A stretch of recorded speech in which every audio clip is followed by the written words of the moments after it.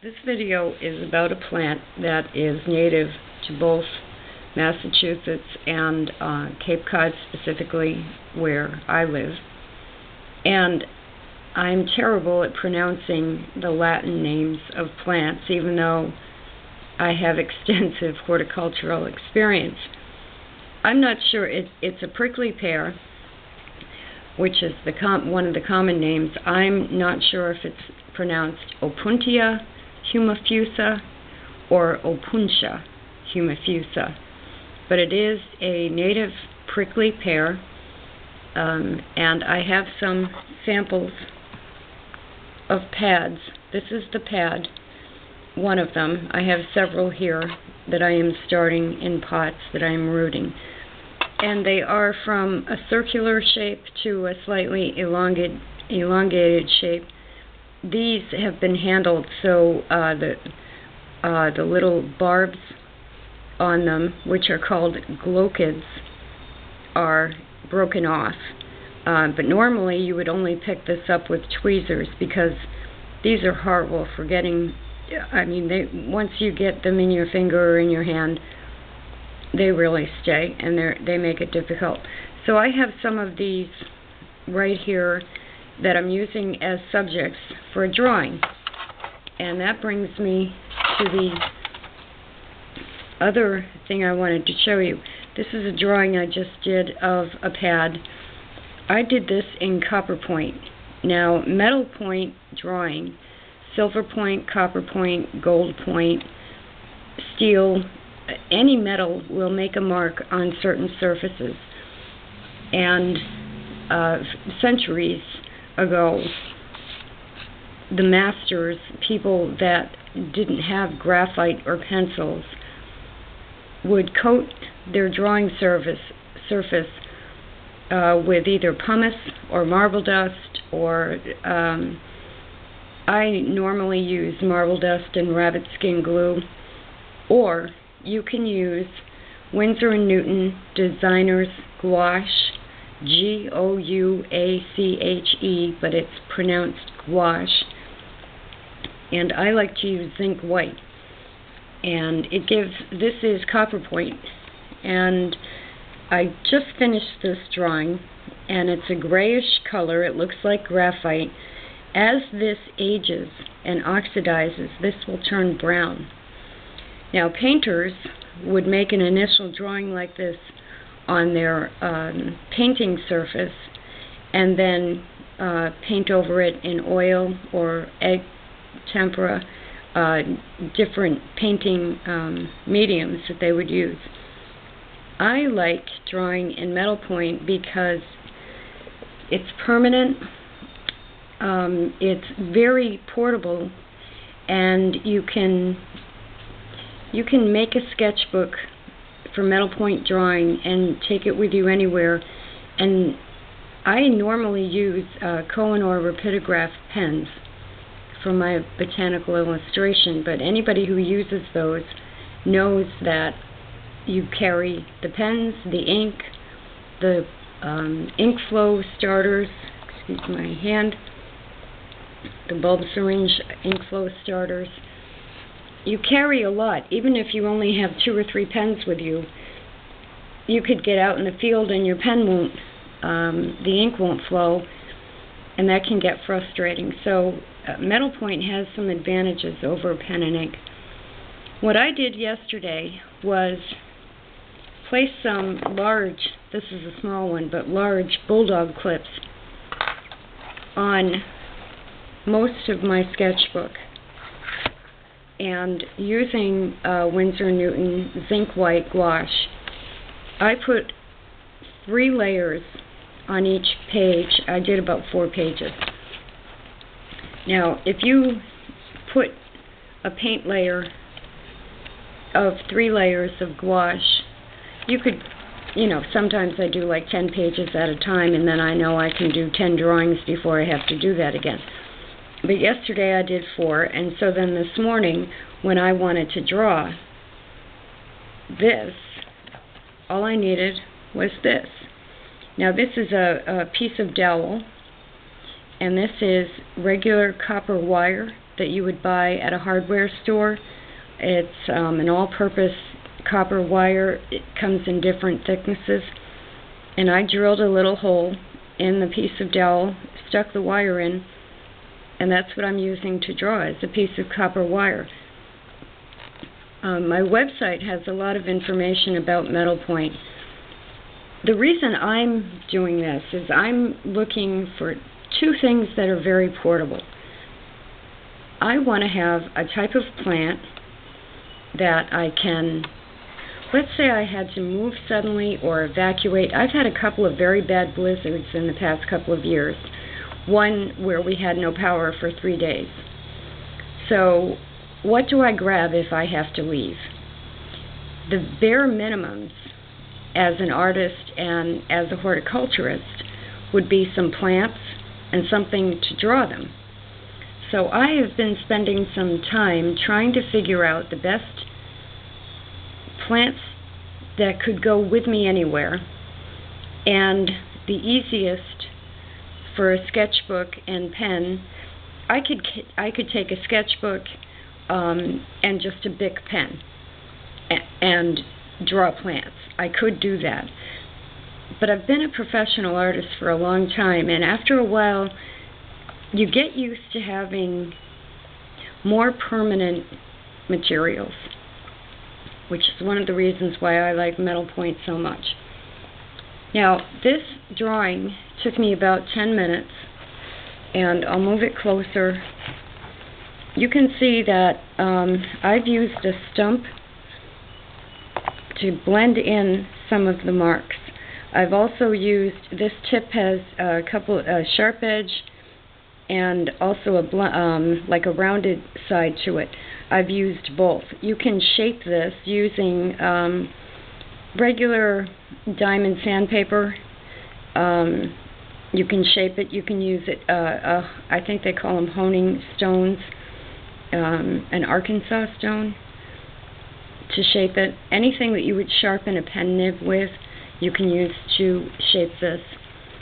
And I want to just show you a couple of the strokes that you can do. Now, I was a little sloppy. There's some paintbrush hair in the gouache. There's 3 layers of gouache. First layer I go vertically, second layer I go horizontally, and the third layer I go vertically again. You can then take some very fine sandpaper and sand this down a little bit and get a very fine surface. And if you do each page at a time and keep those clips on there until it dries completely, you get very little warping and bending in the paper. So it's a fairly decent surface to draw with. Now I'm just going to show you a few of the marks that Copperpoint can make. Now, let's say that there's the pad, and I'm not sure if you can see these. It is light, but not that light. Then the next step, you can put detail in. This is where the glow kits would go, and they happen to grow in a slightly diagonal manner on the plant. And when you've got the plant right in front of you, you can tell very easily. I don't think that's showing up very well. Let's say I decide to darken this. Now, because I'm holding this up to the camera, I'm not really able to have a lot of control over this stylus. But see how I can just do normal shading? Now, a lot of pen and ink is based on cross-hatching, and you can do cross-hatching with this very easily. So there's the dark area of a new drawing, and I think you can kind of see the outline of that. So I have come to the decision, you see, this is a very good surface. This gouache is a very good surface. When I use marble dust and rabbit skin glue on wood, that I use on wood, then I sand it down, you still get a surface that is grabbing the metal particles off of the piece of metal you're using. This paint does the same thing, but this really, when it ages and oxidizes, has such a very nice brown sepia look to it. It really, even right now I'm doing fairly bold lines, even that looks good. And if I wanted to sharpen this to a very fine tip and do very, very fine detailed work, which I know you can't see, but I'm doing very fine lines down here, and it really just looks nice overall after you're done. So there is a sketchbook. Tube of paint, the gouache is about $15 for a large tube of paint. So you would need a tube of paint, a little dish to mix it with water in. You can use because it's gouache and that's an acrylic type paint, that's going to damage a good brush, so you don't need a sable brush. You can use a camel hair brush, a flat wash brush. You need about 3 of the big bulldog clips, and then you can prepare a sketchbook. You could do the whole book at a time if you wanted to. I always use Aquabee Super Deluxe sketchbooks, no matter what size, and I know you're reading that sideways, but that's because I have the camera set up. I can turn it so you can see it that way. This paper is wonderful. It's wonderful for all different applications. There's watercolor, text, more ink and watercolor, pen. I've done graphite on here too. There's graphite.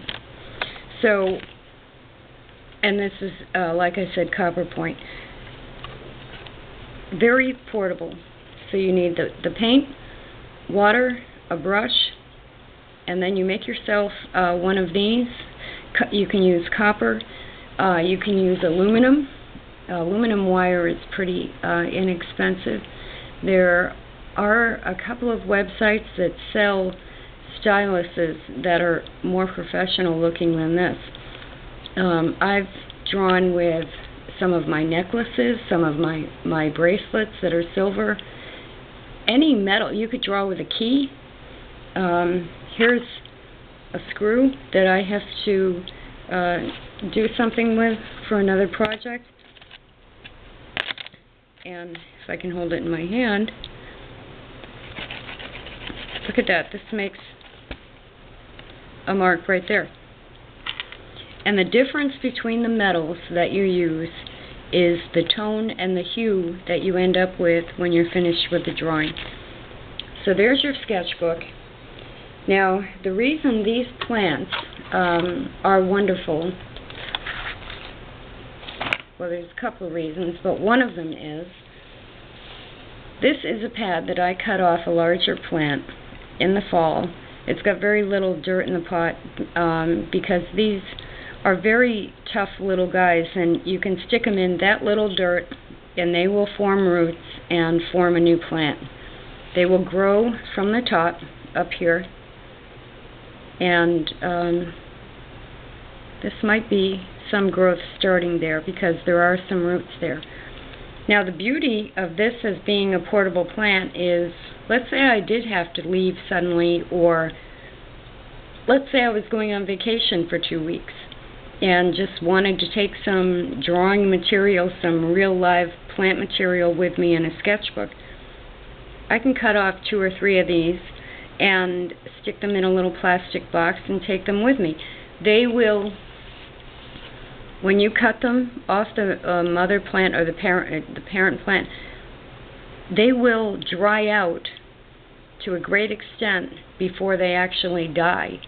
So you could carry these with you for a long time without rooting them. And then when you do put them into a pot with some sandy soil in there, they'll root right away and start to grow. So now, some of the other qualities of this plant. They're edible. A lot of people eat them as a vegetable. You would scrape the glochids off and cook them like a vegetable. They're also, they can be fed to livestock, like cows can live on these. And when you cut them open, they're very moist. They are a water supply, whether you need it for watercolor painting or, I guess, if you had enough of them, for some moisture in the desert. They are a wonderful little plant that they bloom with beautiful blooms. They have quite large yellow flowers. And they're really an all-around good plant to pick if you're thinking of doing something like I am, which is to have one plant and one method that I can take with me if I want to leave for a temporary situation like an evacuation or a vacation or something like that. Now, one of the problems that these plants do run into is rot. And this one here has some black rot and mold starting on the top of it. Now, I had cut these last fall, and they actually have been on a windowsill for the winter. So I have no idea why this formed. And it's disconcerting because it's not from the soil. It wasn't outdoors over the winter. My outdoor plants will get this on a couple of pads. Now, the reason this is bothering me is because I need to cut this off, and because the new growth is going to come from around the rim of the pad. If I don't cut this off, any new growth in that section is going to have this black rot with it. And then you might as well not have the plant. I use this type of a knife. I usually hold it with tweezers, but I don't have any here right this second, and I will be careful. But you basically go beyond where the rot is to clean tissue.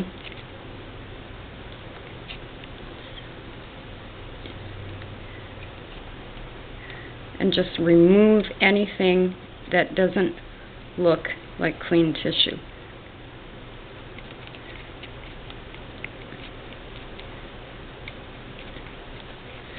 And in a moment, when I get this off of here, you will see how moist the plant is. And there's quite a bit of information online about the different prickly pear species. Many are native to the southwest or the west, but this one is particularly special to me because it's also native in the northeast, as I said. So there you can see the rot that was on the top of the plant had not gone very deep, which is good. And there's a piece I cut off and it's all green. So then you know you've gotten it all.